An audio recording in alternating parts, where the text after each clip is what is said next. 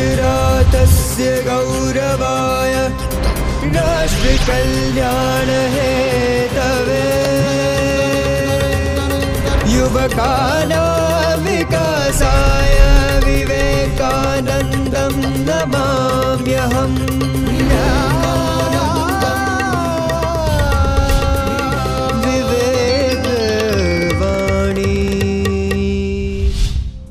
સ્વામી વિવેકાનંદ કહે છે કે સ્ત્રીઓ જગદંબાની જીવંત મૂર્તિ સમાન છે. એમની ચિંતા નહીં કરો તો તમારે માટે પ્રગતિનો બીજો કોઈ માર્ગ છે એમ માનશો જ નહીં. જે કુટુંબ કે દેશમાં સ્ત્રીઓ માટે ચિંતા નથી, જ્યાં તેઓ દુઃખમાં રહે છે, તે કુટુંબ કે દેશ માટે ઉન્નતિની કશી આશા નથી. આ કારણે જ સ્ત્રીઓની ચિંતા કરવાની જરૂર છે. એ તંદુરસ્ત થશે તો જ સમાજ અને દેશ શક્તિશાળી બનશે.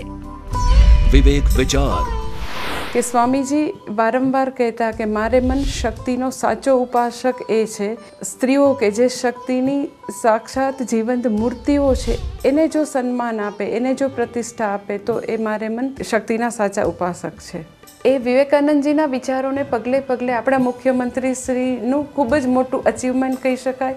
જે આટલા 10 વર્ષથી એમનું જે ખૂબ મોટું મિશન હતું એ ખૂબ જ હાંસલ થયેલું કહી શકાય.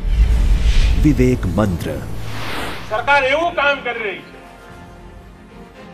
છે કે જેમાં ગુજરાતની આવતીકાલ ઉજળી બને. આજે જો બાળક સમૃદ્ધ હશે તો આવતીકાલનું ગુજરાત સમૃદ્ધ બનવાનું. અને તેથી અમે શક્તિ કેન્દ્રિત કરી છે. આમાં સરકારે એક યોજના ચલાવે છે, ચિરંજીવી યોજના. આખા દેશમાં એ યોજનાની ચર્ચા છે. ગરીબીની રેખા નીચે જીવનારી સગર્ભા માતાઓ એમની સુવાવડ હોસ્પિટલમાં થાય એના માટેનું એક અભિયાન ઉપાડ્યું. હવે એમાંથી એક નવો વિચાર કર્યો આપણે.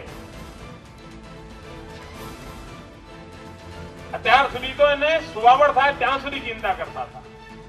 હવે આપણે એક નવી યોજના બનાવી છે. યોજનાનું નામ છે બાલ સખા યોજના. અને બાલ સખા યોજના અંતર્ગત આપણે બાળ રોગના જે ડોક્ટર નિષ્ણાતો છે એમને જોડ્યા છે. અને 3 મહિના સુધી એ બાળકના ઘરે ગયા પછી આ બાળ રોગ નિષ્ણાત ડોક્ટર છે એને તપાસશે, એને સારવાર આપશે અને એનો ખર્ચો પણ સરકાર આપશે.